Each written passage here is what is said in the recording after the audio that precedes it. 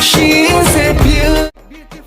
Guyana will become the next Dubai, and we, the citizens of Guyana, are super excited to benefit from our homeland the same way the citizens of Dubai benefit from theirs. This is what life is like for citizens from the Emirate of Dubai. Guyana will become the next Dubai. With wonderful people all over this country. She is a beauty, beautiful Guyana. So, viewers and listeners, welcome to another edition of Globespan 24/7, owned and operated by Mr. Nohar Singh, with Devin as our technical operator. As usual, we are having a discussion on interethnic relationships in Guyana. Tonight, we're discussing joining tonight, as usual, are very prominent stalwarts in Guyana. We have Veteran Ramarak, Ravi Dev, Vincent Alexander, and Professor Dr. Mani Nehusi. Ladies and gentlemen, welcome, viewers, listeners, again. If I may begin tonight with Professor Kimani Nehusi, who teaches this subject. Can you explain to us this whole concept of slavery, how it came about and why? Thank you very much, Vishnu. I would rephrase your term. As I tell people, and I will continue to say, my ancestors were not slaves. They were enslaved Africans. And I think this is an extremely important issue because we have usually accepted the terminology of the people who oppressed us. And without recognizing it, we usually articulate their view of people and things in the world. Now, their intention was to de-Africanize African people, to make us less than human. They actually counted us with the horses and the cows and other animals and inanimate objects in the inventories of their plantations. We need not talk about the constant rapes, the mutilations, and so on. So it's clear that the people who enslaved African people wanted us not to be Africans. So they tried to strip us of our culture, our identity, because they knew that once our identity was substantially impaired or dissolved, we wouldn't be able to make the correct decisions for ourselves because we wouldn't know who we are, and therefore we wouldn't know what our real interests are. So to use the term slave is really to fulfill the objective of our enslavers. And I'm very confident, Vishnu, that you don't wish to be doing that. So we need to say enslaved Africans, because in saying that, we show the force with which this condition was imposed upon African people. We recognize the constant struggle from the inception that African people put up. We include all the revolts and the revolutions, like in Berbice in 1763, like in Haiti in 1791 to 1804, in Zumbi in Brazil. Countless revolts and revolutions are recognized. And also, supremely, we recognize that African people who are enslaved is not non-people. We were Africans, and we're still Africans. So we were enslaved Africans. Our ancestors were enslaved Africans. So to talk about enslavement is to talk substantially about what Arabs did to African people and then what Europeans did to African people. But I want to address something before I go further. There are very many people who try to lessen and even disappear what happened to African people and its living consequences among us today by taking up various positions. One of those positions is an attempt to equate enslavement with indentureship, and I hope we spend some time addressing that tonight. Another one is saying that there was enslavement in all societies, and therefore the implication is what happened to African people is nothing strange or too difficult or some kind of diminishing of it. Nothing is further from the truth. There was enslavement in other societies, yes, but nothing compared to what Europeans did and Arabs before them did to African people. And one of the clear reasons for saying that is the continuing consequences of the enslavement of African people among African people today. And again, it's something that needs to be discussed. One last point here is that some people, including misguided Africans, sought to say that there was enslavement in Africa before Arabs and Europeans got there. Absolute rubbish. And it's dangerous rubbish. There were forms of bondage, but nothing approaching what Arabs and Europeans did to African people. And as somebody who is familiar not only with the social history of Africa, but with the languages, I could tell you that wherever you find a word that means something akin to enslavement in an African language, it doesn't mean that. What it usually means is a form of restriction. Usually the person isn't allowed to go back to their own country or people. You could start at ancient Egyptian, where, for example, Joseph was sold into enslavement. He was an Arab, sold into enslavement by his own people. What happens when he ends up in Kemet, ancient Egypt? He becomes the 2IC, the second most powerful person in the land, in the twinkling of an eye. Now compare that to what happens all around the world today. In this country, I'm in the United States now. A few years ago, a half-white guy was elected as president of this country, Barack Obama. White people did hell to prevent him from achieving his program. This is a representation of the racial hatred for African people that's still alive in these communities. And I contrast that to what happened to this guy in ancient Egypt, in the Bible, Joseph, because you see the dissimilarity of treatment. African people didn't do that to themselves and to other people. Okay, so Professor Kimani does not like the term, or does not use the term slavery and slaves, but enslaved African people. So hold on, one moment. It's not only that I don't like it. It's also because it's massively misleading. It's inaccurate and it's misleading. It's probably racist to use that term. And we need to educate each other about these things. So it's not only my personal position, it's a fact that you will come to a conclusion that is irrevocable once you acquaint yourself with the relevant facts. Okay, so let's hear another professor, Dr. Betram Ramarak.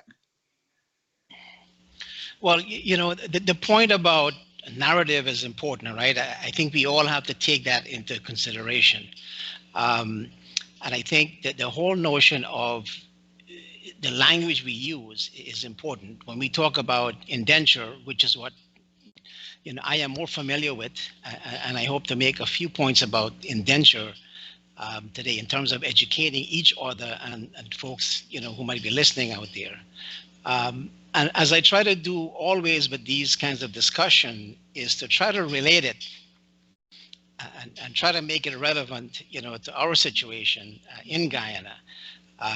So the historical past is important for us to acknowledge. And I think it's important, and I do agree what the good professor is saying about the narrative. I mean, historically, the history of Africans or Indians and so on who came under indenture were written by the Europeans. right? I think we have to play a very pivotal role in that history.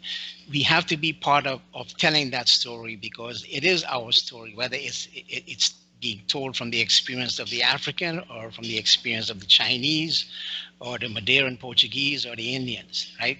Now, having said that, I know the topic today is about enslaved people. I don't want to use the word slavery, and indenture. So when we talk about indenture, and again, to try to kind of make this relevant to our situation here in Guyana, we have a current debate that is going on, right? Since a fifth generation member, I believe, from Gladstone, right? The Gladstone family who visited Guyana. So you've seen a lot of, if you're looking at the media, a lot of the rhetoric where, you know, people are saying, well, yeah, it's two different kind of system. You can't compare, but there are some similarities. What I will argue in the case of these two systems, is a couple of things.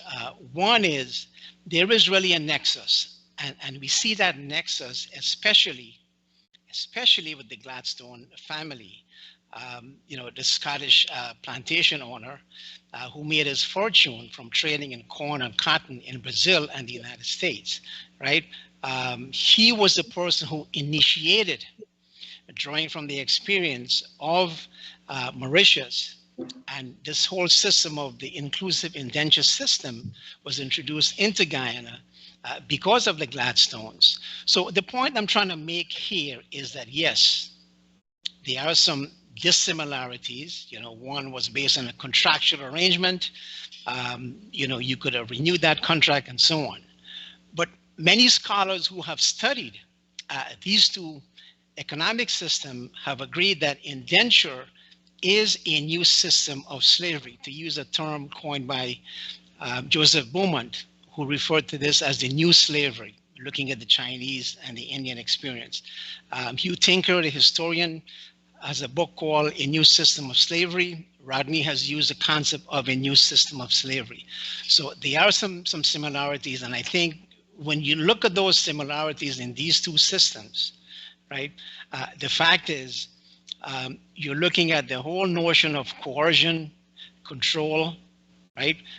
The abuse that took place in the system, there are some similarities there. You're looking at the extraction of labor. In one case, is the extraction of free labor. And in the other case, in terms of indenture, you're looking at, you know, the extraction of cheap labor. Of course, the whole notion of racism, stereotypes, you know, divide and conquer were all part and parcel of this whole notion of control, right? And of course, the one point that, you know, which people seems to ignore is that there are also, and this is the point Mr. Dev has made, is that there were Africans who came to Guyana. If we're going to separate the two systems, there were Africans who came to Guyana under the system of indenture. And I'm going to share some information from Clem Ciceron's book, Tiger and the Stars, where he said there were about 32,000 Madeirans, Portuguese, who came to Guyana as indentured. There were about 14,000 Africans who came to Guyana as indentured. There were about 13,000 plus Chinese who came, and there were about 381 Europeans who came to Guyana as indentured. So my point is, there is a nexus, but there's also a connection. And I think when people try to make that connection, or that, well, I'm sorry, when they try to make that disconnection, and this is the point I really want to make here with this summary, is that when they try to distinguish and put, you know, chattel slavery as a unique experience, which is what it is, and so is indenture, you're in a sense minimizing, you know, the effects of indenture and everything that came with indenture. But I think there's a broader point I need to make here when we talk about, you know, the experience of enslaved people, which is that it kind of leads people into a discussion which we have had in the 1980s, where the argument, and I think this is where the danger comes in, the argument has been made, and we have had this argument with people like Ras Michael and so on in Guyana, which is that A, Africans came here before the Indians, right? They suffered more, right? Therefore, because of prior arrival and because of extreme suffering, therefore, they deserve to have a greater share of the economic pie. And I'm going to cite one example where this argument still continues today. David Hines has said on one of his shows that reparations has to be provided by the Guyana state, implying that it is the current state. So to me, this becomes double dipping because you're now getting the Europeans off the hook. Or if you're getting reparations from the Europeans, you're now saying that the current state of Guyana, which should be distributing resources equitably, also has an obligation to provide reparations to Africans. And I think that is where that problem comes in, where we're now pushing an argument that will lead to conflict in Guyanese society, aside from the rhetoric that already exists. I mean, we've seen this. I know Vincent will disagree with me on this. The recent, missive from Roysdale Ford, who equates the current leadership, with the Europeans who control, enslaved society in that time. So I'm going to leave it at that, and I don't want to make this into a monologue. I'm sure there's a lot there we can discuss. Let's go to Vincent Alexander if he wants to give any clarification, addition to the definition of enslaved people, or you prefer to use another term. Certainly, what's clarification? Let me start off by responding to my disposition on the Roysdale Ford matter.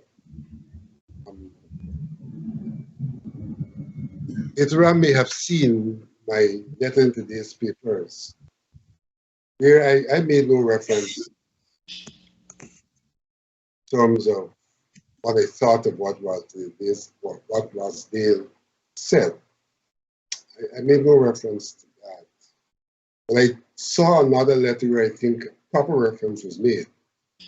That was to say that one has to contextualize what Roysdale said from the standpoint not of a relational system, not from a relational system, but from the standpoint of a mindset. I think Roysdale, I would accept what Roysdale said if he's talking more about mindset rather than an economic or sociological context. So to clarify that, the whole, you have an issue here before us, which has a lot to do with perspective. There may be a particular phenomenon that people may come at from different perspectives. And because they come at it from a different perspective, they may arrive at different conclusions without the conclusions necessarily being invalid. All might be valid, taking into consideration the perspective from which they have looked at the matter. And I think that is what one has to take into consideration on this question of differentiation between, and I use the term slavery, and indentureship. I'll come back to that because I need to say that when one talks about slavery, that indeed slavery predated the discussion we're about to have about what is called chattel slavery. In the sense that in almost all societies, it became a norm that if one was indebted, could not pay the debt in the manner originally intended, that one submitted one's labor to the person to whom one would have been indebted, and that thing called slavery is like slaving for that person in repayment of the debt, and therefore in that context could have been time-bound because it was an accepted norm in terms of how one repays, and once repayment is done, then one is relieved of that indebted status and no longer is in slavery. Similarly, you had a situation of prisoners of war, where when you had nations clashing, that those persons who became prisoners, it became necessary for their people, for them to contribute to themselves. It makes no sense to imprison someone and then to have to feed the person in a circumstance of communal and underdeveloped societies. And so those persons were made to care for themselves by virtue of laboring. As a prisoner of war, there was surplus, then that surplus belonged to the imprisoner rather than to the prisoner. And so one has to differentiate that state from what is referred to as chattel slavery, because chattel slavery has nothing to do with indebtedness or war among nations. It had to do with capture of people. And even in the instance where it may be argued that in some instances there were Africans who sold their brothers and sisters, by and large, that did not remove the element of capture. And even if those persons were previously in a bonded situation, those situations provided for coming out of it by virtue of labor. But when these persons were sold, they were sold into a system that didn't allow for them to come out of it by virtue of purchase. And so really it was a different regime. And so when one accepts that, comes to make a comparison between indentureship and quote-unquote slavery, chattel slavery, one has to recognize that from an economic perspective, these were completely different phenomena, completely different. And not only were they different from an economic perspective, but they were also different from a sociological perspective, because relationally they were also different. From a perspective of, in some regards, how they're treated, the humanity perspective, there would have been similarities. But any phenomenon has to be defined based on the essence of that phenomenon. And the essence of slavery, or enslavement, if you want to call it that, in my humble opinion, different from the essence of indentureship. The indentureship, it is now argued that people were deceived, that there was an element of deception. There's no such thing in the case of the enslaved person. There's no deception. There was simply a brutal act of capture, coercion, imposition, and an act which does not provide for the normal course of things, a mechanism of being relieved of that status, all of which makes it different from indentureship. So I think that whilst one may argue from a particular perspective that both systems were exploitative, in that regard, you might argue, well, they're in the same category. The defining element was not simply the exploitation. The defining element was the relational element. It had to do with economic relationship, it had to do with the sociological relationship. And from that perspective, they are quite different. Though one can find commonalities, one of which is that they found themselves in opposition to the exploiter. And so that's an area of commonality, but it's not an area of commonality that coincided in terms of time as well. So really, any complete analysis bring one to the conclusion that there is fundamental difference between slavery and indentureship, although one might find commonalities, but that those commonalities are not the essence, the fundamental of the relationship. They are, in some regards, what may be the peripheral elements of the relationship. You know, when you talk about law, you talk about terms and conditions. One is fundamental and one is kind of peripheral and supportive. That's the kind of differentiation I think that has to be made when one wants to speak about slavery, or one wants to speak about slavery as juxtaposed to indentureship. And the question of enslavement,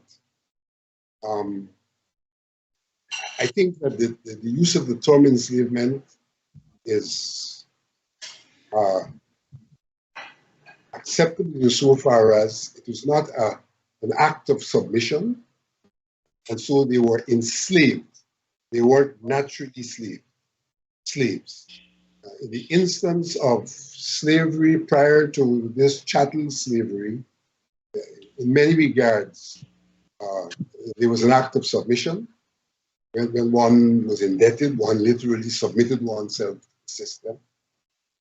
And in the instance of a prisoner of war, it was accepted that this would be your status if you ended up on the losing end of the battle and became a prisoner. Okay, so just one point. By relationship, you also mean they were property. They were owned by the slave owners, by the Europeans. That's the relational element. That's the relational element, ownership.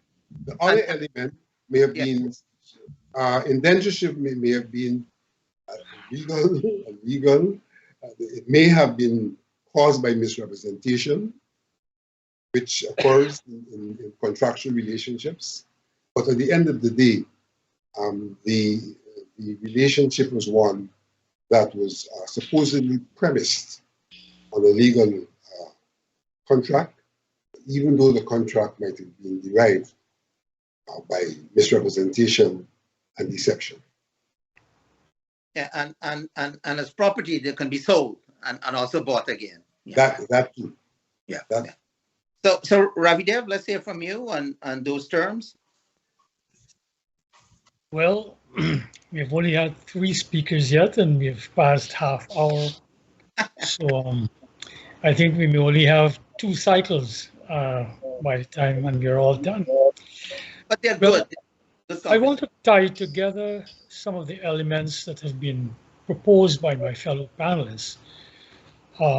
But before I do that, I want to again stress the perspective that I share, and I hope that my co-panelists share that perspective, which is that as human beings, we'll always look back to history, all of us, through time. But from each present problem space, the questions that are posed to us are somewhat different because of the exigencies of that present. So when one of our great intellects from the Caribbean, C.L.R. James, would have looked back at slavery and enslavement, he was talking within that problem space before decolonization, and he would have offered certain perspectives. So I want to pose that we in Guyana today, I would like to make this not just an academic exercise. Of course, it's good to be academic in terms of trying to have a handle on the facts, But I think we are engaged, or we should be engaged, in a discourse that addresses the exigencies of where we are in Guyana today. And those questions, we should seek some answers as we look backwards to that, because the past, as Faulkner said, is still there. It's not even past. You know, it still remains very rather stubborn, and we can go into details. So that's one perspective. The other perspective I would like to offer was mentioned by Beto in passing, and I would like to emphasize this. In the present Guyana that we are living in, I would like to pose that we need to craft a narrative, a common Guyanese narrative, meaning that that narrative should encompass the past as seen by all of the peoples in Guyana. Obviously, there will be disagreements. As Vincent said, we may see certain things differently based on our own lived experience. That's fair enough. But if we, from the onset, always agree that we want to have agreement towards a common narrative where all of us can be included, and that narrative doesn't do injustice to us in any grave fashion, I think that we should go down that road. And in one of my interventions a week or so ago, I mentioned in passing one of the iterations of the same discourse that we had in the early 2000s, where Mr. Guyana intervened, and we were talking about the same notion of suffering. And Mr. Guyana said that he had been enlightened by Dr. Nicholson, and he would repeat what Dr. Nicholson had taken the stand back in the 40s, to wit, that why don't we say that we have all suffered equally, you know? And as I mentioned there, when I was asked to speak at the funeral of a good friend, Ronald Waddell, and I offered my eulogy to him, I made a statement that as we sat down when we were dragged here, and we sat down by the rivers of Demerara, we all cried as we remembered the Zion from which we had come. And the point I was making, that of course there are objective measures of suffering. Of course there are, we know that. But if we're going to craft a nation that can go forward positively, we'll have to agree on certain basics and not keep fighting the same fight again and again and again. Once it doesn't do, like I said, any great harm to any particular group. So with that as a background of where I am coming from, I would like to offer a perspective on much of what is said here.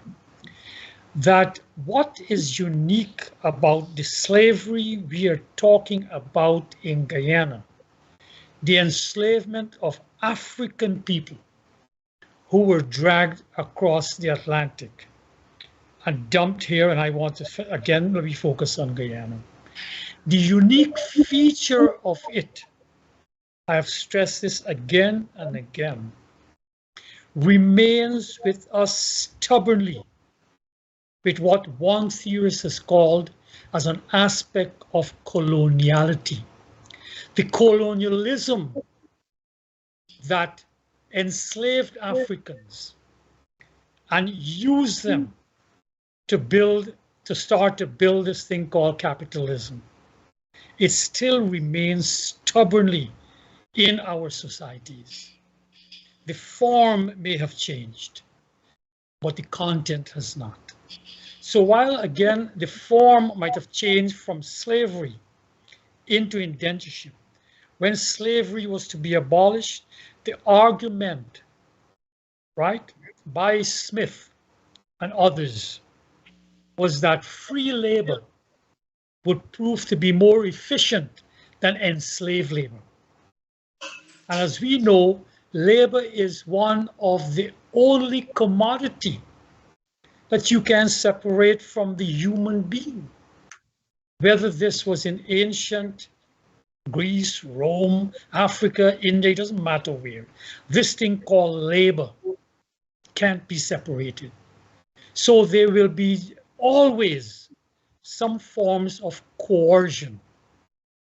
So when the fellas out in Berbice are striking and they were arrested because they behaved bad, they didn't get their severance, right? They are being coerced to provide their labor. It's on a continuum, right? The fact that, their hands couldn't be chopped off as you could do with enslaved Africans, obviously is very different from what this thing. So the key difference I feel that slavery or the enslavement of Africans brought into the modern world is this thing called racism, race and racism. And if we are to move out of this bind that we are in all across the world, we must always raise this nexus between enslavement, race, and racism, which persist to today. So, and this is the whole point, that when Africans were dragged out of Africa, by the 15th and 16th century, already Portugal and Spain had, for the first time in human history, tied the nature of man to physical characteristics. They call it limpieza de sangre, the purity of blood. They started with the Jews. They weren't pure enough to become converted Christians. They then, when they went into Africa, to drag Africans into Europe before bringing them over here as slaves. People forget that Africans were dragged into Europe. And if you look at any of those old historic photos from the 16th century, you'll see them having little African boys and little African girls like pets in these Rembrandt photographs, pictures and so on.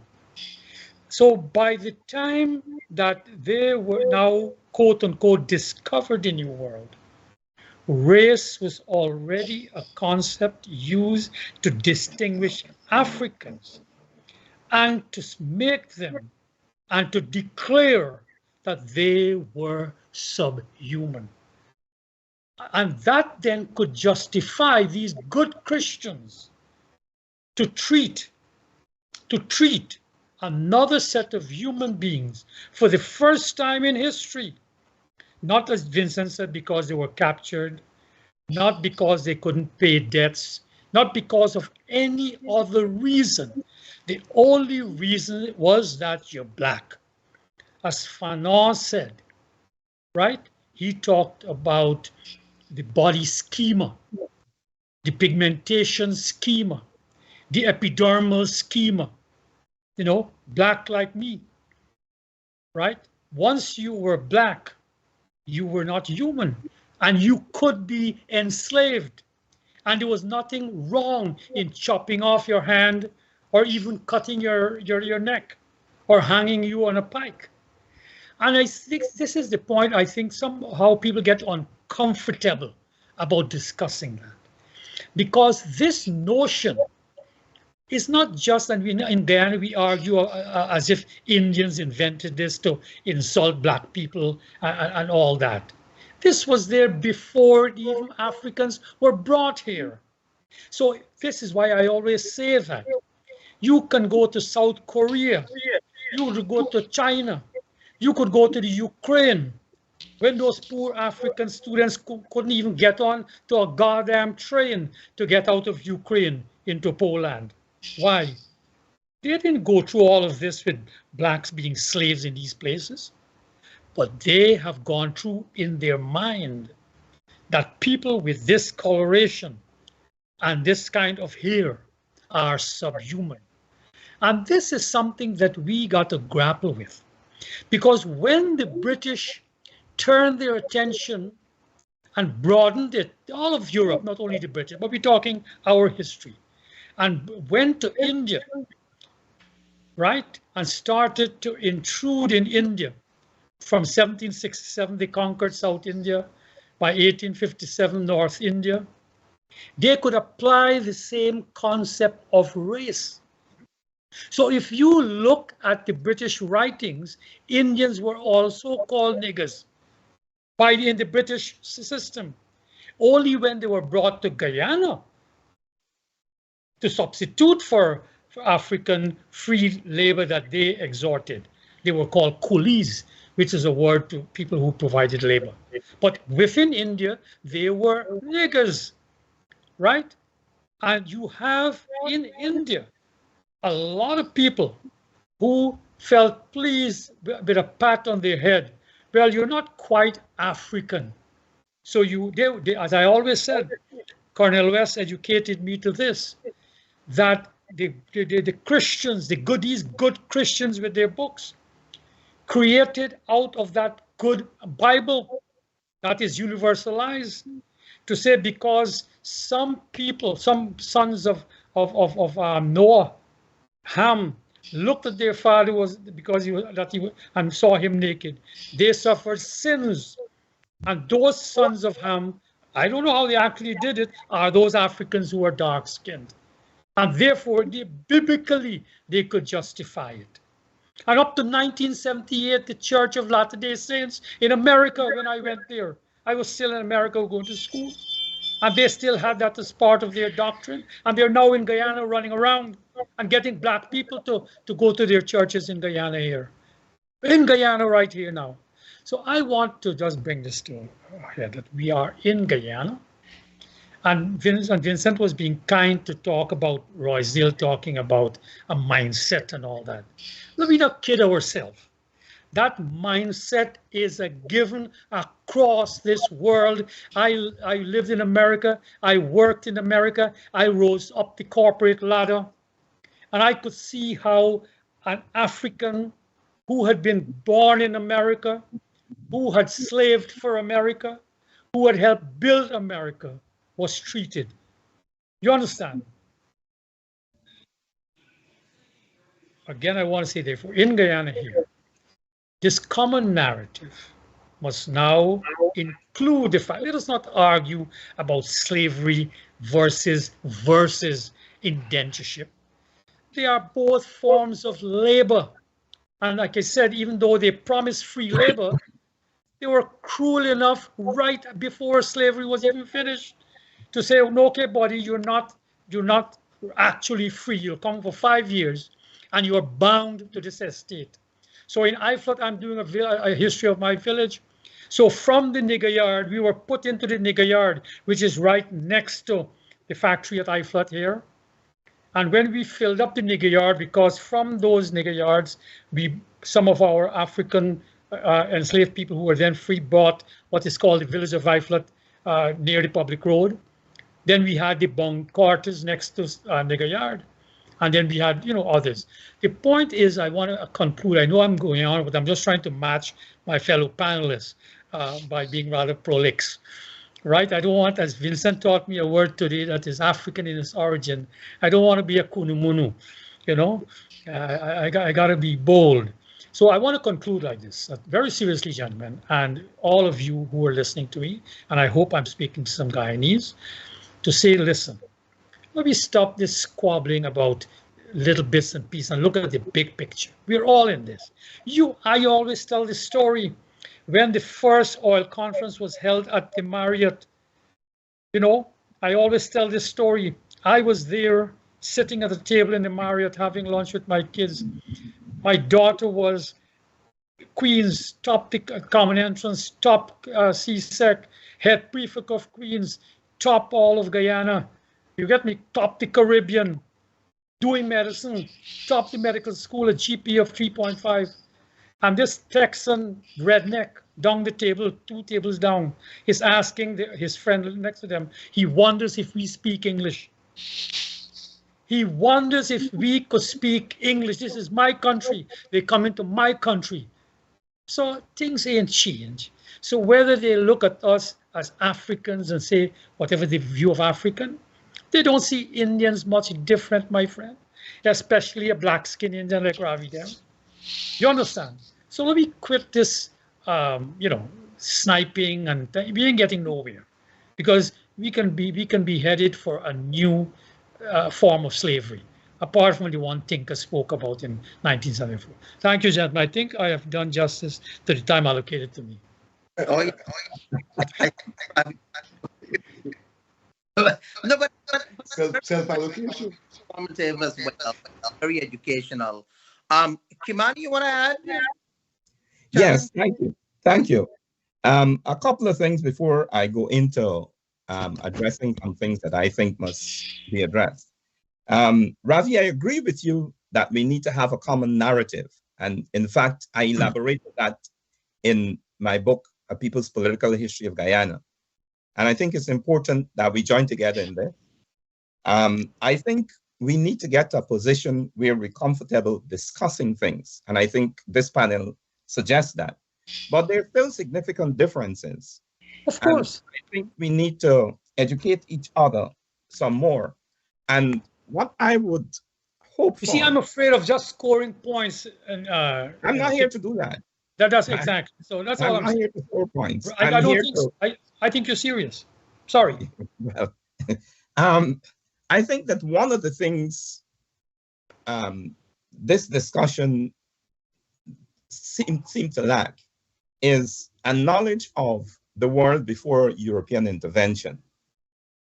And I think that because we don't understand what the world was before European intervention, we're prone to accepting European definitions of our reality. And our use of the term slave is a good example.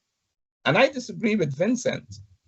I know you talked about social relations, and I'd written it down to say to you that that's decisive. You see, the results of actions are different in different circumstances. And when you talk about what you call slavery in different societies, people being captured in war or people having to repay a debt, the social relations of those people was decisively different from what would happen to enslaved African people. So but he made that point, huh? He did make that point as well. Well, so what he's doing is calling two different things by the same name. If you pour some water into an empty XM rum bottle, it's still got the label XM rum. That doesn't make it XM. It's water. It's different. And we've got to call a thing by its name. We must stop the European misrepresentation of our reality by accepting without interrogation European definitions of those reality. And there's nothing that I could reject more strongly than this notion that we have what you call slavery in Africa before Arabs and Europeans got there. I gave a couple examples. I know we don't have a whole lot of time, but let me give you this one more. King Jaja of Opobo, by European definition, was supposed to be an enslaved African. He was the leader of his community. He was the richest man in the region. And the Europeans were so jealous, the British, that they found means to try to chop him down. Is that enslavement? Especially how the Europeans treated us? We cannot go on confusing different things and calling them by the same name, especially in the service of the narrative of our oppressors. The next point I want to address is Beteram's notion of reparations. I think we need to understand what reparations is. And one of the most important things about reparations is to ask reparations for what? And this is where the true horror of enslavement has not registered with most people, who seem to equate reparations with an easy way of getting money from white people. Now, the trauma, the psychological trauma of enslavement is still in many African people. The diseases like heart disease, high blood pressure, diabetes, and so on, they're still with us. They came directly from that. The lack of intergenerational wealth, in other words, poverty, that came directly from that is still with us. And I want to make some comparisons with other races who were brought to Guyana. And I'm not going to do this because I want to say, y'all had it better than we and that kind of stupid argument. I think Guyanese people need to educate ourselves about our own history, similarities as well as differences. And it's no good thing hiding, whether we meant to or not, anything. We need to understand what happened. And let me just say that this notion of equality is a frightening one. We should talk about equity. And when African Guyanese say that the state should allocate more resources to addressing the problems of African people, I think that's a human response to African people. Because our presence in Guyana didn't come about by accident. And as most people recognize, we African people suffered the most and the longest. Let me just say that the interference with our identity, the fact that we still think of ourselves as Christians, meaning trying to become Europeans, is one of the gravest injuries that we suffer from. We don't know who we are. And I could go on and on about that. But we need to interrogate that and recognize how that has held back African Guyanese development. Think also about this, that the state in Guyana inherited both the assets as well as the liabilities of the succeeding states, meaning the colonial state. And it is the duty, the job of a state to support any of its citizens who need the support. And in this case, we're talking about resources to African Guyanese people who have suffered and continue to suffer from the experience of enslavement. Now, you cannot say that treating African Guyanese the same as you treat any other group of people in terms of the resources you distribute to them would be a good thing to do, because you're not treating like and like.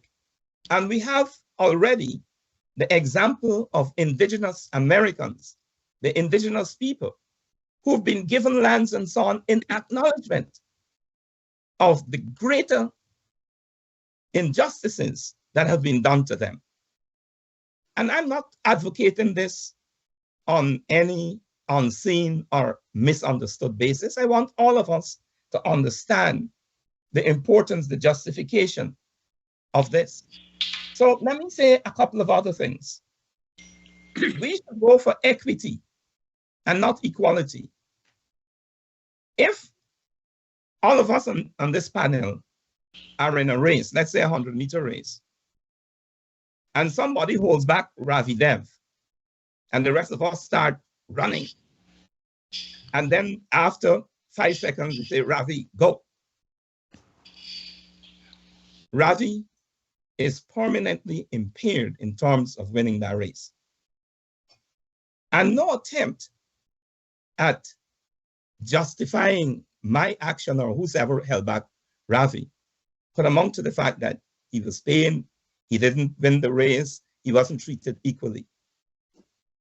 In terms of a large group of people, we may not be able to lift every single aspect of that example I gave and bring it to bear.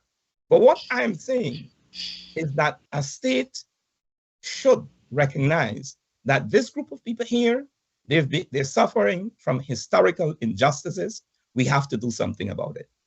How that state does it is a matter for debate. I certainly don't support the state of Guyana saying that we got to give half our budget to African people. That's madness. But you have to find ways of doing that without impairing the interests of other groups of Guyanese. That's where I would leave that one. But I want to emphasize a couple of ways, or more than a couple of ways, in which African Guyanese have been at the shorter end of the stick. It's not just a question of enslavement and the cruelties, physical cruelties of enslavement. The mental traumas of enslavement are still with us. Even European psychologists acknowledge that trauma is something inherited and passed down from generation to generation. Well, you know, a few years ago, when Arabs were capturing Westerners in the Middle East, when they were released, Westerners, they were taken to Germany and given treatment for post-traumatic stress disorder syndrome. African people had that kind of, more than that, for hundreds of years. Could you tell me where any state has intervened to deliver that post-traumatic disorder syndrome treatment in that for us? Secondly, the question of land in Guyana is very important, and it's topical because part of the discussion is Indian people taking over African people land. This is to put it in a graphic way. To the extent that that is true, I don't know. I know I'm suffering from it. What I do know is that there's a feeling there, and it's important for us to put that on the table and try to find out what is the situation. What I do know, though, is that African people were at the short end of the stick in terms of land distribution in Guyana. We, African Guyanese, bought exhausted lands at inflated prices to make the villages. What's the experience of Indian Guyanese?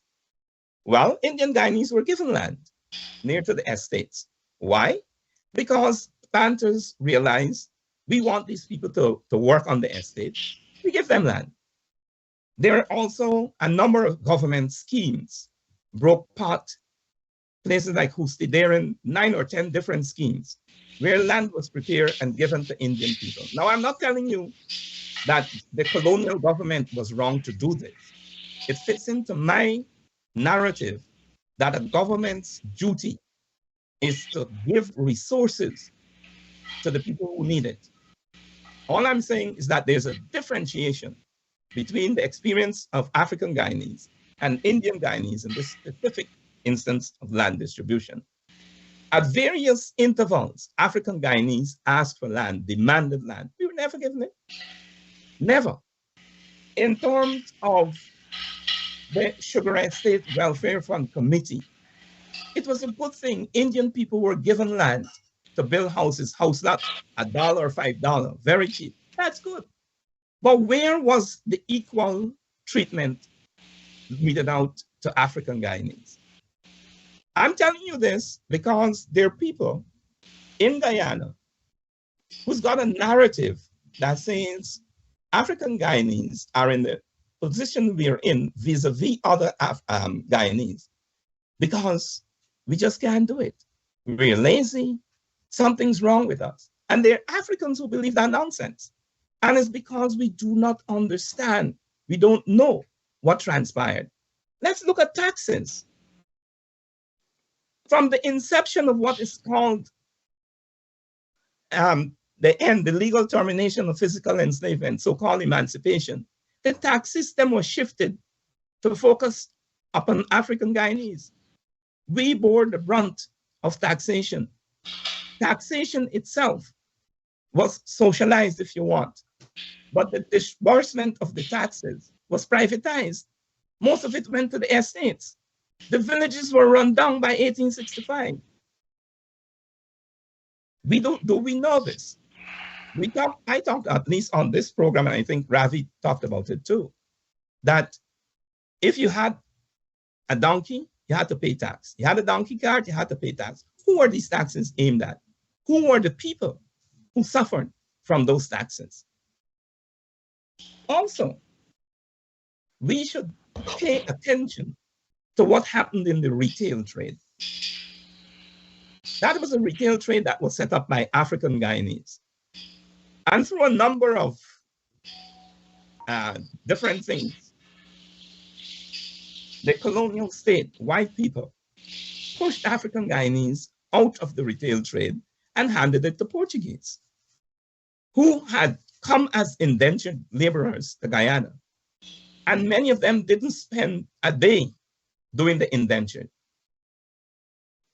And I want us to try to understand all of that and look particularly at the results, the effects of all of those actions coming together and how they have affected African Guyanese people from generation to generation, how they have affected Portuguese people from generation to generation, how they have affected Indian Guyanese from generation to generation. And effect here doesn't only mean negative, it means positive also. And I want us to look upon the destruction of African Guyanese families under enslavement and to find out if we've ever had any kind of treatment that tells African Guyanese, this is where you're coming from. This is what happened to you on the estates. This is what could happen to restore you to yourself. It's only some people are doing this, especially in the United States. No government, including the colonial government, including the colonial government that was run by African Guyanese predominantly, has ever attempted to do this. And it's an important point to make. So we have a lot of work to do first to understand ourselves, and secondly, to advance programs, intelligent programs to repair the damage. That's reparations. Stop there. Okay. Ramarak? Well, you know, there is plenty to respond to here, and I have to say I'm a little bit worked up because I feel like, you know, a lot of this burden is now going to be shouldered on the people who are part of the system today. And I repeat what I said, but before I do that, I want to see if I can respond in a way that will share the narrative, you know, that I am more familiar with, the indentureship narrative. But the one thing I would say offhand is I wish we could have more Indians, more Portuguese, more Chinese folks like Vincent and the good professor who, you know, have spent years studying, you know, the history of their people so they can articulate that vision. And I am very impressed by the way you have done it here. You are speaking your truth, you are speaking your narrative, and I think that is very important. We started off this program by talking about the fact that we have to take control of the narrative, right? Because we are part of that history. But I want to share something before I get to the main points that I want to make. And I can't, like I said, I can't respond to everything here today. There is a famous, it's not a story, it's a real life situation, and it's based on a book called Maharani's Misery. This was a book about an indentured woman who came from India on a ship called the SS Alan Shah. Now, this woman was raped several times on the ship by the crew members, and there were several trials. And this story was documented by a professor from Jamaica known as Vereen Shepherd, right? And again, it's a true story. It's out there. It's available on Amazon. Vereen Shepherd is in charge of the Reparations Commission in Jamaica. And when you look at the the points that the reparation, and I know the professor mentioned reparations. There are 10 points that were proposed in this CARICOM Reparation Commission, which we do support. We have no issues with any of them.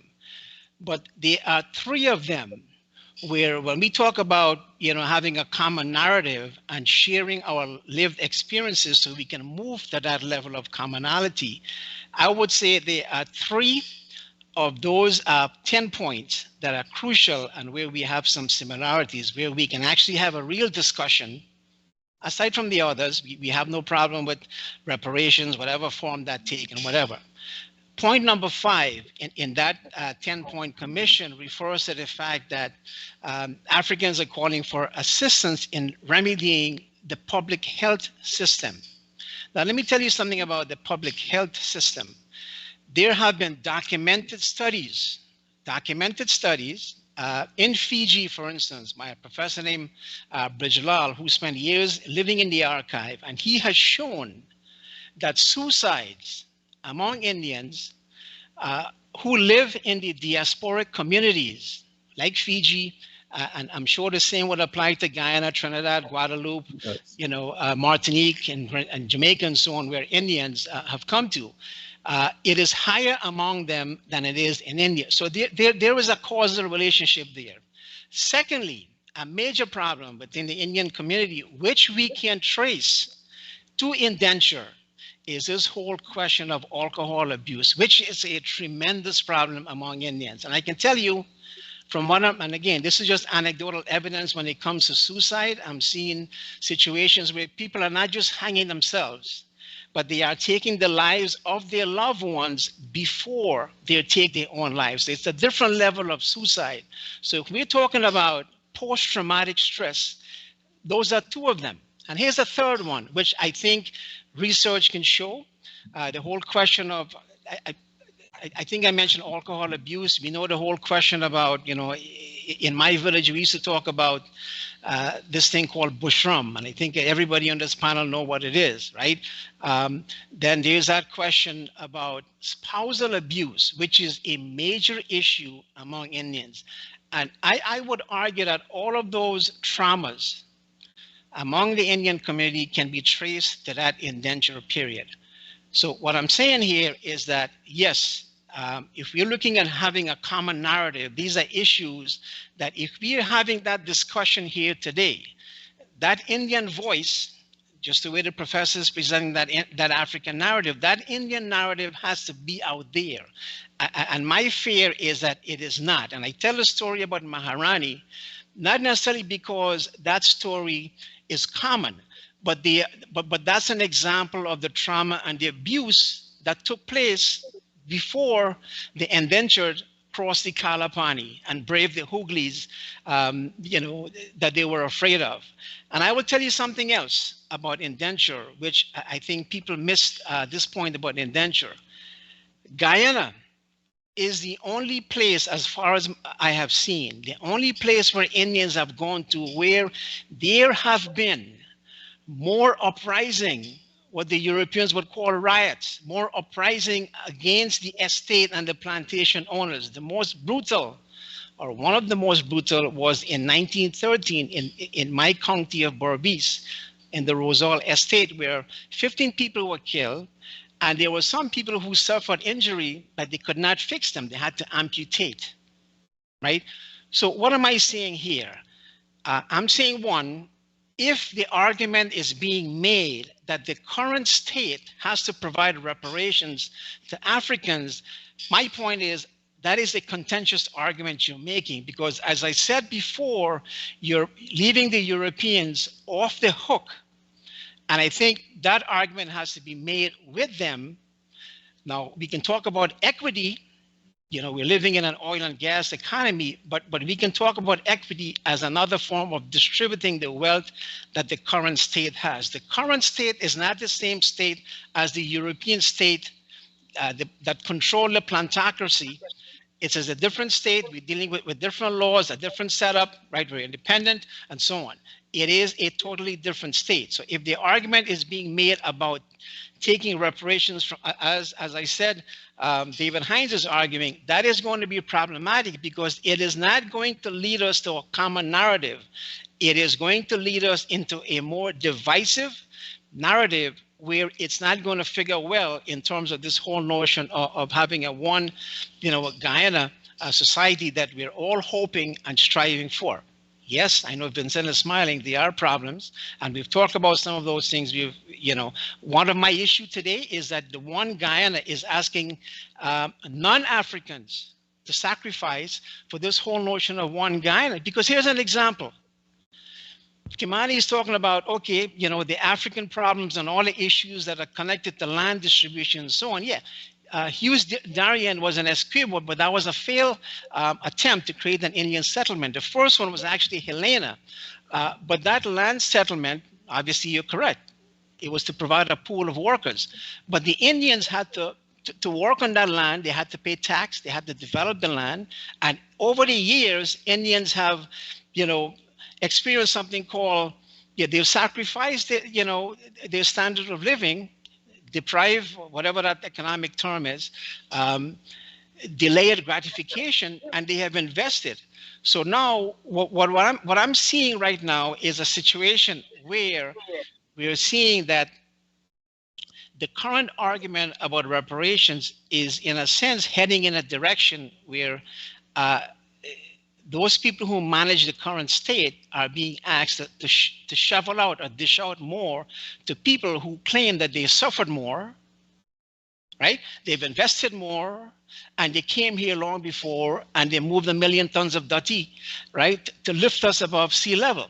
And what I'm saying again, that is a problem. I see that as being a problem. So I'm going to conclude by saying this. The narrative we speak, it has to be legitimate, and it has to be coming from the people who share those lived experiences, to use a word that Vincent has used. And I think by doing that, I want to come back to the next 2 points that the Reparations Commission has mentioned, which is point number 6 about education programs. I think we can all benefit from that. When we talk about the diaspora and people who suffered over the years, that equation somehow has to find a place. Sadly, as I said before, we don't have the caliber of social scientists who understands that that history of Indians to have that fair discussion and bring that to the fore, right? And point number 6, we don't have a problem, but I think there's some commonality here. Point number 7, which refers to the enhancement of historical and cultural knowledge exchanges. That's crucial, whether it's about exchanging cultural knowledge between folks living in Guyana and Africa. It should also apply to people, who are Portuguese, who would like to have that experience, or Chinese or Indians. And I think those would be, what political scientists would call, low intensity areas where we can actually find common ground to work together and cooperate. But again, I want to end by saying that this argument, the way it's going, it seems to me, and maybe I need to be educated on this, it seems to me that it's putting primarily Indians, when we talk about the rich Indians and those who have business and so on, it seems to me that it's putting those people in the line of fire. And I want to remind everyone here about what George Lamming said.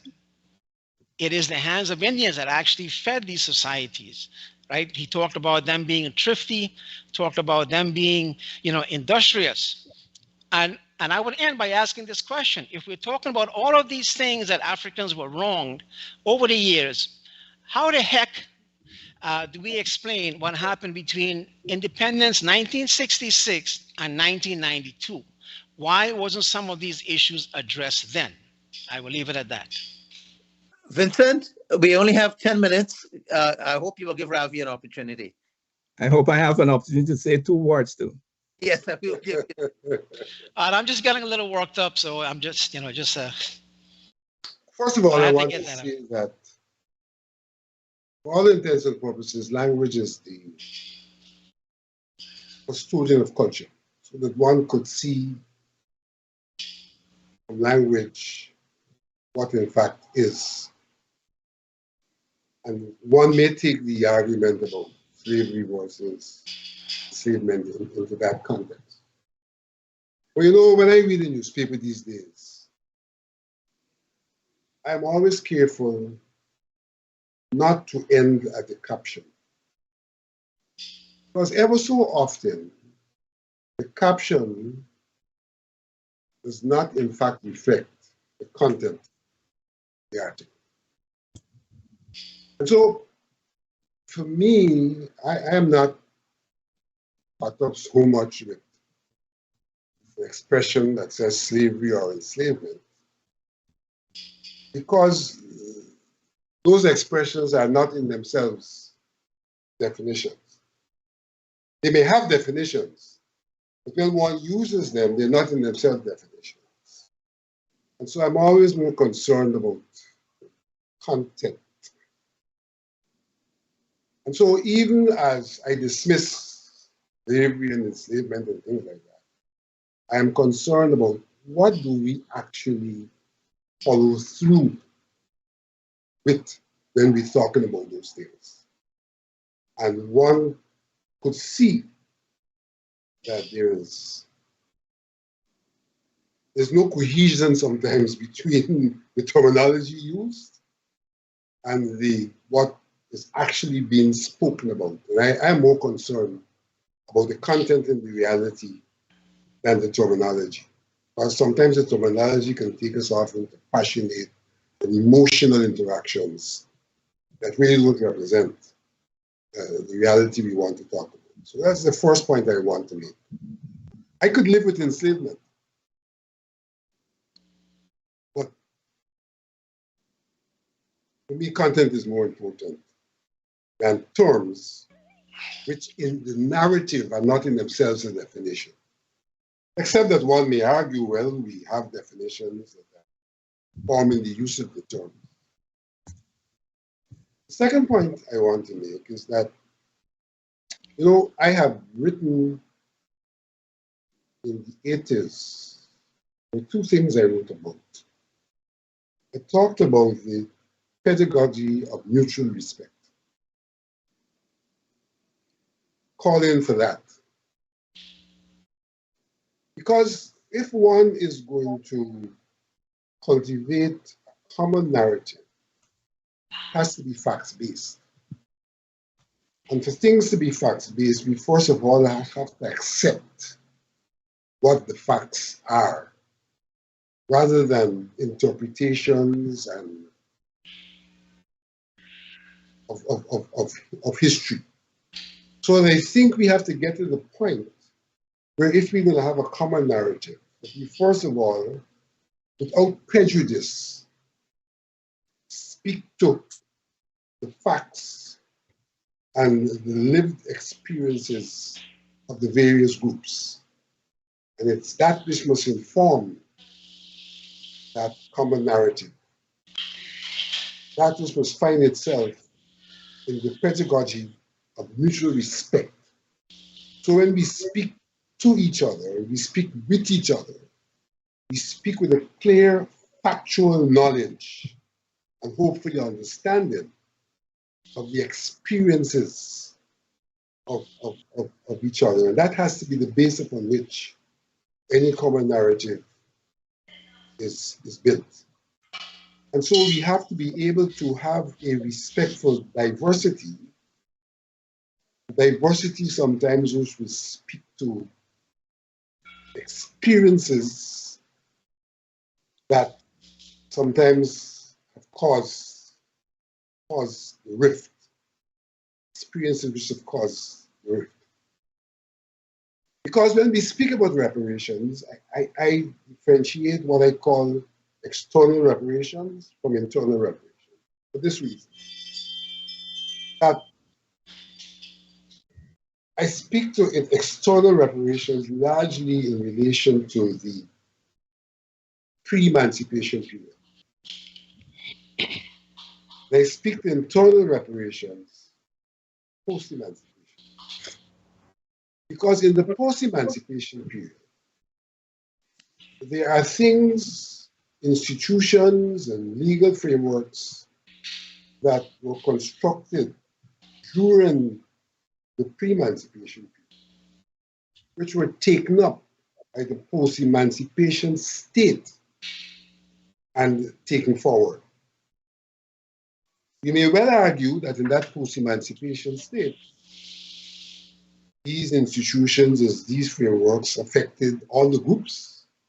But it may also be argued that there were peculiarities and specificities that can be related to the specific groups. And that in the differentiation sometimes, notwithstanding the argument about all the groups having suffered in coloniality, that there were structures of hierarchy and so forth that ought to be interrogated to understand which group is where based on the historical lived experience. And so, for example, one may look to the argument about what the taxes did. One may look to the argument about what the license for trading did. As much as one may look to the argument in relation to what the plantation may have done to the estates may have done to people of Indian descent. And so in the talk about reparation, I reduce it very often to equitable treatment. And in the context of equitable treatment, to argue that yes, different groups are confronted by different problems based on the evolution of the society that they live in and how that society is related to them. And therefore, equity has to meet out to different groups in the area where they require equity. And that dismisses this notion of coming to equality immediately, because there's need for equitable treatment in relation to the problems confronted by the various groups. And when one talks about reparations, for me, internal reparations, talking about that equitable system, which does not interfere with other groups requiring equity in the areas in which they're affected, because we are not equally necessarily and commonly affected. And so without going to the question of magnitude, if one were able to identify the areas where groups are affected and apply equity to those areas, then that is the way in which the problem can be confronted. Because even in the context of race and the context of coloniality, we weren't all necessarily treated the same way. We haven't all necessarily suffered the same way. We haven't all necessarily suffered in the same spheres of suffering. And therefore, we have to disaggregate and deal with those things, even as we look at the commonalities, but the disaggregated areas that require equitable treatment also and have fundamentally got to be dealt with. And so in that regard, you don't dismiss anybody's concerns, but you have to, in many regards, particularize those concerns and be responsive to those concerns, particularize those experiences and be responsive to those experiences. And if one wants to speak from the African Guyanese perspective of reparation, I would argue, and I'm speaking from the African Guyanese perspective, which is not to negate anybody else's perspective, that there are institutions that even up to today are still extant, that have followed on the historical institutions that affect the people of African descent and ought to be addressed. That any talk about equality and not seeking to address peculiarities is to maintain, in many regards, what existed before. And so, yes, I speak from the African perspective. There are those who speak from the Indian perspective. What we have to do through mutual respect is to understand those different perspectives, understand the different remedies that are required, and as a nation, collectively attend to the different perspectives and the different remedies. And there is where the state has a responsibility. And my contention is that the state, and more particularly the government at this time, does not accept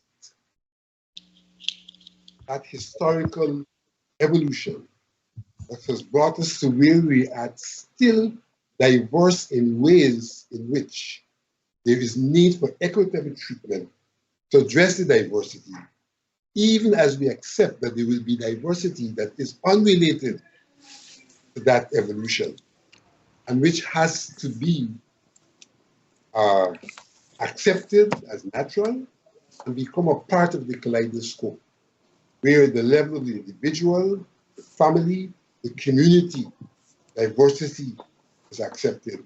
And diversity, in some regards, unrelated to what has been engineered by the colonial state, what has its origin in the pre-emancipation period.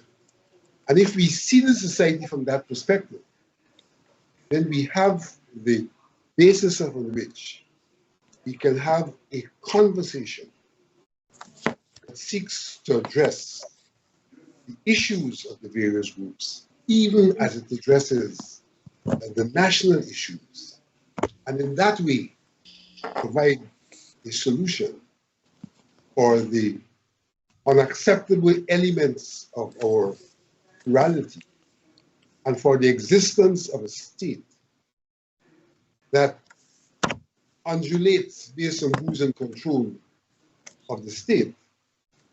And the state sometimes that doesn't even undulate, it just continues along the way of the institutions that were established and that continue to dominate our existence. So, for example, when one looks at an institution like NIS, one sees that here's an institution that addresses the people at large, because they're affected equally in that regard. But then there are other areas in which they're not affected equally. Therefore, we need institutional responses to those areas so that we are able, I conclude, to deal with our diversity, to have a political system that is responsive to our historical evolution, the diversity that still remains, that is not natural diversity, but diversity in some regards engineered, and to recognize that the differences we have that are a product of the evolution of this society are not only material differences, but psychological differences. That even as we seek to resolve the material differences, we have to recognize the different psychological states, which also have to be attended to, even as they are respected. Rafi, it's 9:04. I don't know how much time you need, but Kimani also wants a minute, so I'll leave it up to you. Well, you got to stick to a format, and we just can't keep going all over the place. So I'm going to use my time based on what has been used before to respond to some assertions made. I return to the fact that we need to have a national narrative. Now, as Vincent said, we may have different opinions, but we have to agree on some basic facts. One of those facts, for example, is about land and land distribution. After the so-called emancipation, Africans on their own used their hours after they finished the work they had to do during the so-called apprenticeship, they worked extra hours, saved that money, and they invested in buying plantations, or in some cases, like my village of Iflat and next door Stewartville, they bought plots of land where they built houses, right? Proprietary villages, they're called. They didn't buy the rest of the plantation, just some lots. The point about those lots being sold at exorbitant rates, that can be questioned. We know sales of property, there's a market price, and we can go by the market price. Because of the fears of the planter class, that which became a self-fulfilling prophecy, that liberated Africans would not work. I don't think it should have been a surprise. Why should they return to the source of all that brutal violence and humiliation? Be as it may, there was a bust in the price of plantations, and so they were sold for what was called at fire sale prices. That's a fact of what was that. So in terms of what was exorbitant, that is arguable. The point is, though, it was a heroic move that came out of their lived experience, that they were going to be independent of the plantation. You understand? And they made choices. And one of those choices was to buy those lands, and buy those lands based on their own criteria. We know to their cost that some of those lands, take Buxton, for example, into the 21st century, Buxton has a drainage problem, right? Which was always going to be difficult, even if the planters had not cut canals and done all kinds of things, which they did do. It was going to be a difficult proposition. So, but Africans bought land, and they made strategic choices as to what they could cultivate. So, for example, unlike certain Caribbean islands, I think it's St. Vincent that chose arrowroot, we chose ground provisions. In Guyana, we wanted to be independent and make our own living. So the strategic choice of African Guyanese on the crops they would utilize on those plantations was their choice. It is a fact of history that African who escaped the plantation, they were called Maroons, cultivated rice, because many of them from certain parts of West Africa had their method of rice cultivation, which in fact gave rise to the Carolinas in America. But in Guyana, even though that rice was cultivated by Africans who escaped the plantations, and there's records of it. In one case, there's a famous quote that there was enough rice stored that could feed 700 people for a year. A lot of rice. But the Africans who bought those lands did not choose rice, for instance, to cultivate, which would have been a commercial crop. That's a strategic choice they made. And we must consider that, as to that is one factor in the grand scheme of things in terms of what was successful and what is not. So coming back to the land, and Kimani repeated the slur that is repeated again and again by even educated men like him, that Indians got land. Indians didn't get squat. Part of the contract for Indian labor had a clause that they had to have the passage back to India paid. That passage was worth $60 for a trip back to India. It is an ironic fact that that clause was put in to return Africans who had been brought as liberated individuals from Liberia. And some of them did go back to Sierra Leone, for example. The first people who went back and used that facility was a ship that took Africans who had been brought as indentured, liberated Africans they were called, but they were indentured, and they went back to Africa. So this passage to India came out of a legislation from 1856, a passage back to Africa. It wasn't a special thing. It was put there to encourage Indians to come back, as it was put there to encourage Africans to come from Africa. So the point I want to make is that the $60 worth is what they had. So every Indian up to a particular year, because later the planters changed it, and those Indians had to begin to pay first a portion and later all of it to go back to India. But the point is that if you look, and there's been a study done and studies done, and I compiled the reports. Leslie Potter, who was at the University of Guyana in the 70s, maybe Kimani was there with our friend Freddie Kisoon at that time there. Leslie Marian Potter did a study of this, and she went to the land records, and she showed the kinds of lands Indians utilized. The first one was when they kept, the first thing, Indians were very conservative.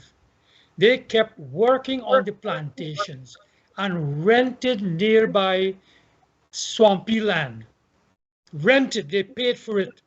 The estate never gave any Indian land. They paid a rental, in many cases $5 per acre per crop. It wasn't given or lent or anything, it was rented. So that's the first kind of rice. After 1865, when 15 acres were tried at Leonora, at Edinburgh, where the field and track is now, the first 16 acres, the first acres was tried, and it was proven to be true, to be successful. Indians started to purchase land in small quantities, and these are recorded, because one good thing about the Dutch system, it is all recorded. Land in Guyana is one of the toughest things to mess around with. Unless it's in writing, you ain't owning no land, and that remains the rule for today. You could have a contract for anything, oral contract, not for land. So these are all oral contracts, and they're there on record as to the Indians purchasing this land. To encourage Indians for staying and not to pay that repatriation fund, we know the planters then started what was called these settlements. But as Beto pointed out, each of these settlements, the white man like to have their cake and eat it too. So Eustadarian was a failed settlement. The Indians did not take up their land.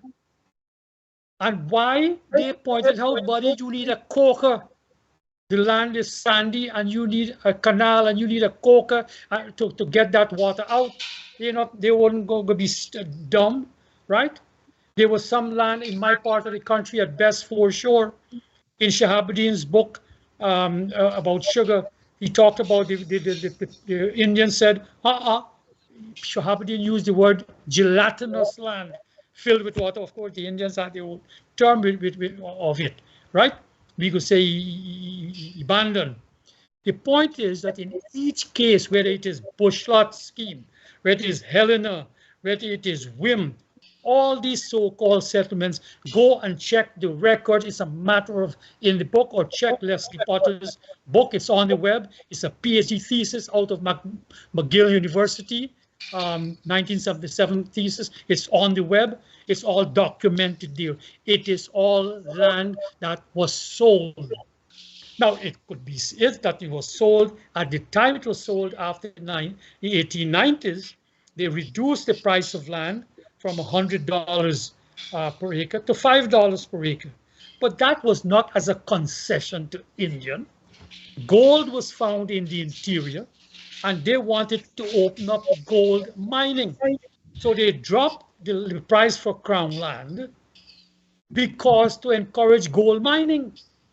My grandfather, who was bound to, great-grandfather, bound to plantation de Willem, and his indentureship ended in 1893, then bought 25 acres at Canal Number 2 because he could afford it. He had saved his money during his indentureship.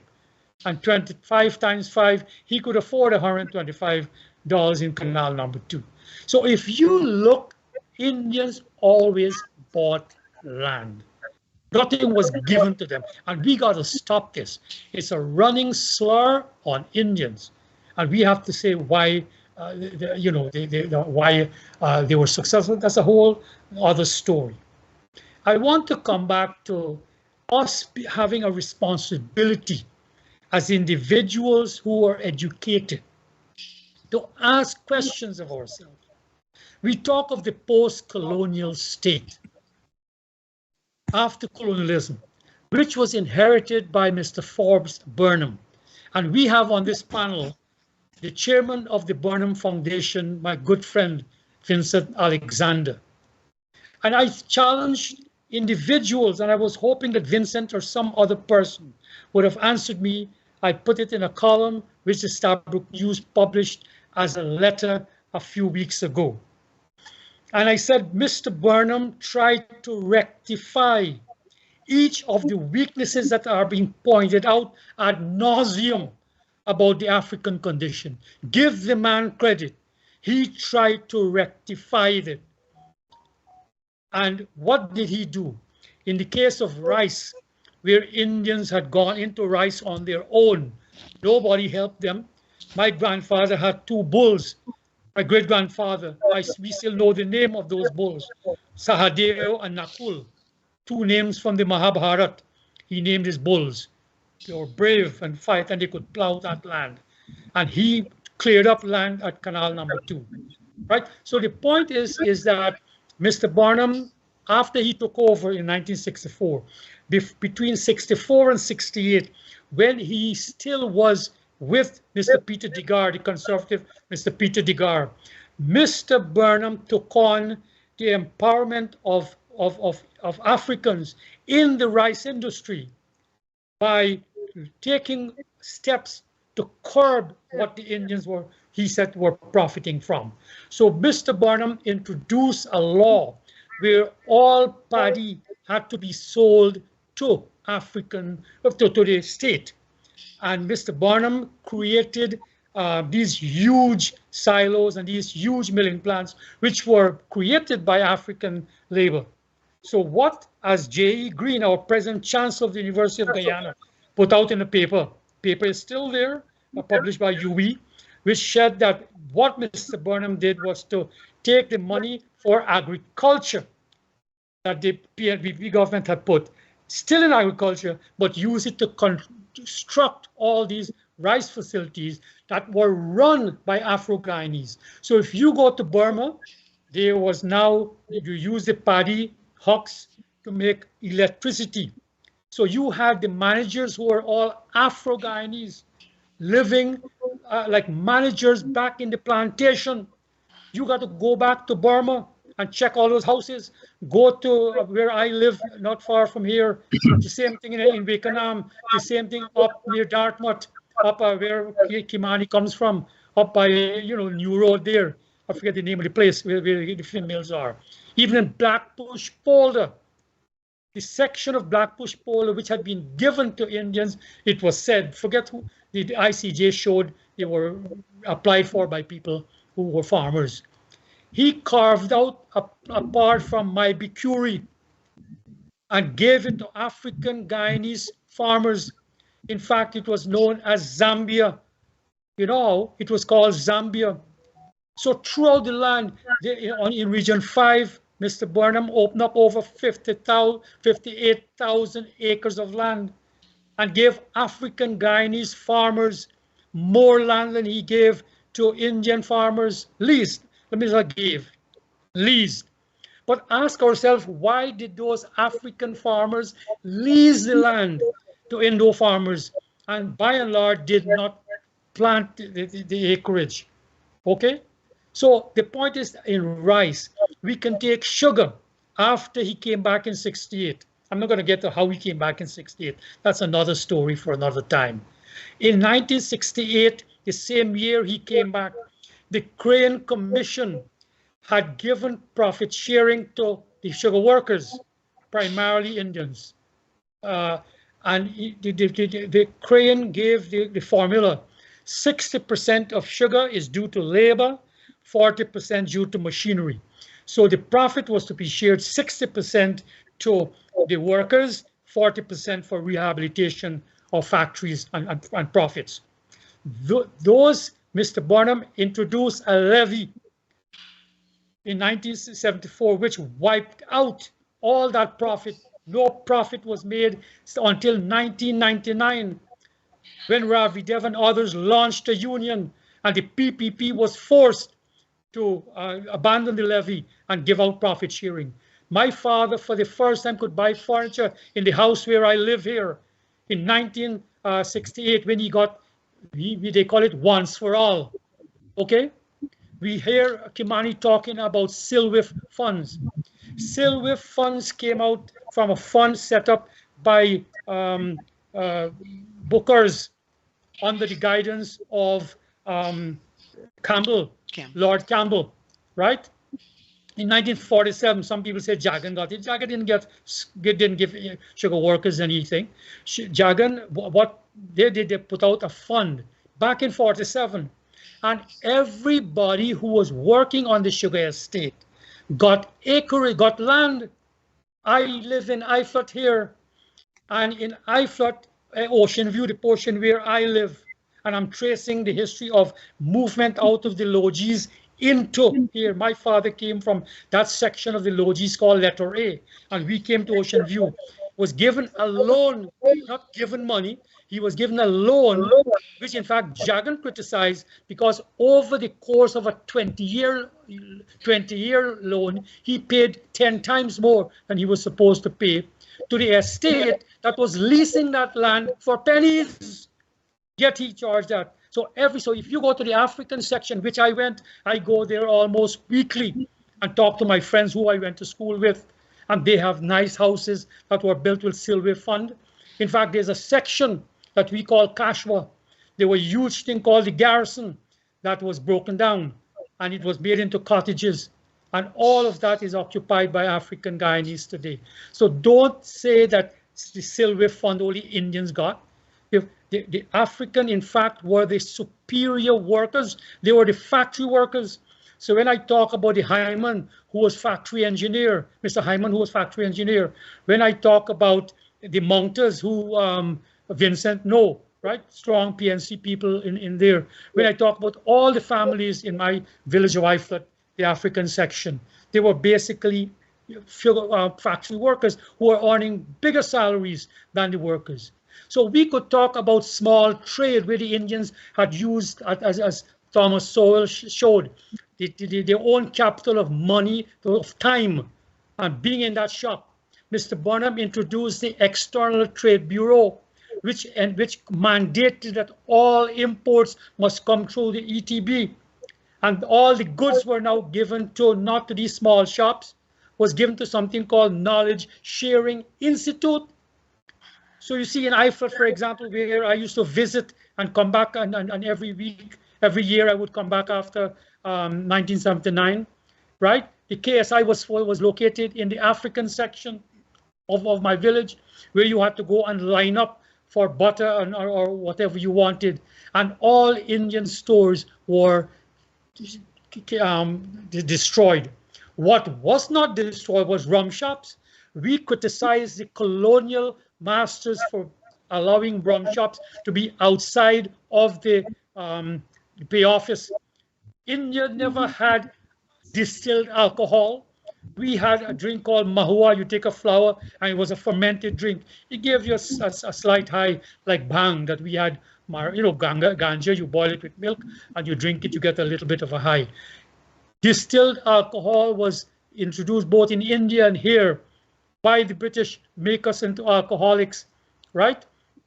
The point is this, that in every area of national endeavor, Mr. Burnham, right, nationalized sugar. Most of the factory managers, the hierarchy was all Afro-Guyanese. In my village of Iflut, a man named Mr. Downs, who would boast that he could call up directly to Mr. Burnham and speak to him. And when Dunstan Barrow, the chairman, daughter was married at Leonora Club, it was raining, and my brother who worked in the sugar estate in the factory could report to me that they use the fertilizer, the urea, to pour it on the road like snow, so the bride and groom could walk from the public road to the ocean where that guest house is, where Irfan now lives, probably in that guest house. You understand? So I could go on, but what I want to ask, that all of these things that Mr. Burnham did, however, for Afro-Guyanese, and by 1992, luckily for all of us, there was a household income and expenditure survey done.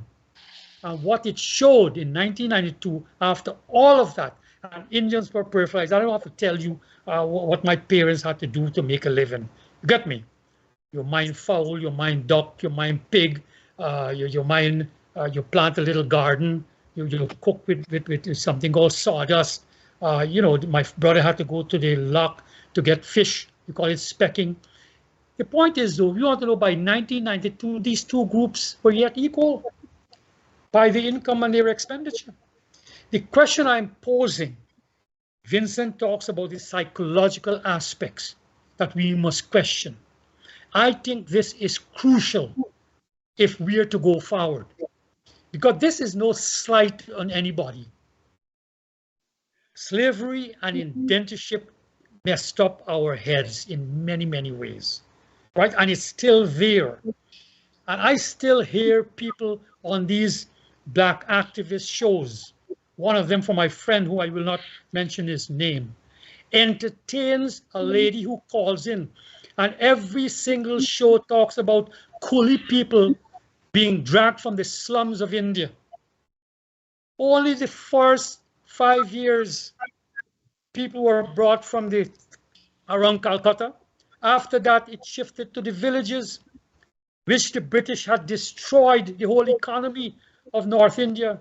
Rather than plant the food that sustained us, we had to plant poppy, right? My great-grandfather had to plant poppy to get opium, so the opium could sell to the Chinese to get tea. The biggest drug dealers in the world were facilitated by that.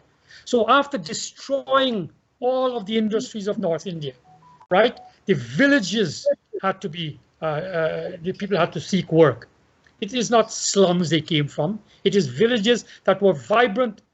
The British cut out the thumb from individuals who used to weave cotton.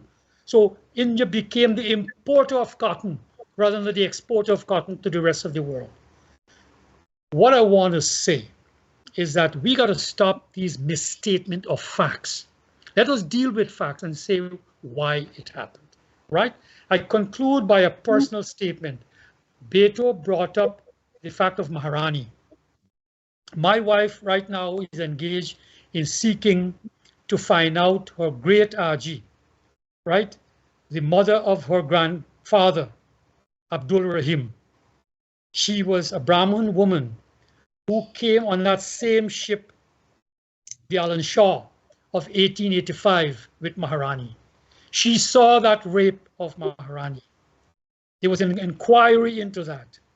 But in 1929, that woman decided to return to India, one of the quarter of Indians who decided to return. She went on the ship Sutlej, 425 people from Jamaica, 20 from Trinidad, and 520 from Guyana went back on the Sutlej.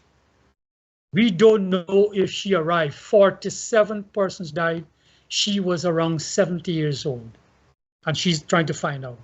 This is a personal story of an individual who came, and we have an account of what she did to raise that son, Abdul Rahim, right? Who became a successful man, right? So I want to say all of this, that we must be factual. And if we are individuals who are educated, and if we're going to repeat these lies about people being dragged from the slums, people being given land, people being pampered, where is it going to take us? As Beto said, all it's going to do is divide us further, and we will be just as complicit as the British, who divided and ruled us for over 200 years. Thank you, Vishnu. Gentlemen, I'm afraid it's now 9:31. I ask for a final minute. Kimani, take it one. Let's close. All right, thanks. Ravi, did I say Indians were given land in the sense that it was free? No, you said given. You used the word given. All right. If for any reason what I said could have been misrepresented, I apologize. That's not me, right? So it doesn't have to be that I misuse the word. Once it could have been accepted as a misuse, I apologize. No, Just like slavery. I wouldn't use slavery anymore. I hear you, but you just did. Next thing, I said on some of these talks that it's important for us to understand the destruction of African identity. And I think Ravi hinted at it, and Vincent hinted at it also when you all talk about the psychology in the mind. You see, and I don't think most of us understand how destructive that has been. And this is where I engage with Betaram's piece that I think you flung it at me, that the whole thing about George Lamming and the hands that fed were Indian hands and so on, and what happened with Guyana during Barnum's reign. You didn't say that, but you said from 1966 to some time. Now, very often we describe aspects of reality without putting them in the larger context. And while sometimes we might be accurate to say this happened and that didn't happen, the question is why? And I go back to something I said before. We need to understand the world before Europeans intervened. And if we don't, we could misconstrue some of the things we see, some of the facts on the ground. So why did Barnum's rule end up as it did? I don't think Barnum was trying to run the country only for African people. I wasn't where's the word? I wasn't an uncritical supporter of Barnum. That just got me into trouble, and I'm still in trouble with some people. But that's another story. Why were Africans, who were the first farmers in the world, not able to farm the land that was leased to them, that Ravi mentioned? We have a lot of whys. The reason some of these things happen is that African people were so deprived of some of the values and attitudes, the skills that are intergenerational, that they couldn't do anything. And this is why you see Mr. Barnum and other people giving African people things, and they can't use them. Not effectively, because of the destruction of identity. They don't always know what's right or what's wrong for them. So this question of the colonial state under Barnum returns us to the argument I was making before. If you don't give back to African Guyanese people our identity, you could come back 100 years from now, 1,000 years from now, and you're going to find much of the same situations. So identity is critical, and it means returning history and culture. And that's one of the ways in which a state could do something for African Guyanese people, and indeed for all Guyanese people. Last word on this. I was one of the people who started and let's have continue this discussion in a couple of weeks from now. All right, let me just say this. I was one of the people who started the reparations, the current reparations upsurge, if I might put it that way. And one of the things we were certain about from the inception is this question of what Vincent called self-reparations, returning us to ourselves. You can't beat that. That's the most fundamental thing that could happen. People in charge of themselves are going to be efficient or more efficient in what they do with what's given to them. And I think Indian people in Guyana demonstrate that compared to African Guyanese people. And we have to make these comparisons, not because we want to be gloating or something. That we need to educate ourselves. We need to see what is working and what is not working and why. So, Veteran, I hope that I answer you at least in part. But we need to continue these discussions because there's a lot that need to be fleshed out. Like $60 at one point in time. How much money was that? It wasn't a little set of money. So these are issues that we need to talk about. Okay. Yeah. Well, after this, I need a shot of bushrum. I have to let you guys know. Gentlemen, I'm afraid we'll have to continue this some other time. Otherwise, we'll be here till tomorrow morning. But I won't mind that one. That's good. That's good. Great discussion. I myself learned so much about enslaved people as well, and I like this concept of two terms of internal reparation and external reparations from Vincent as well. Look, thank you all, gentlemen. We'll meet again soon. Best wishes. Good night. Thank you all for joining in and viewing and watching and listening to us here tonight on Globespan 24/7. Thank you. Good night.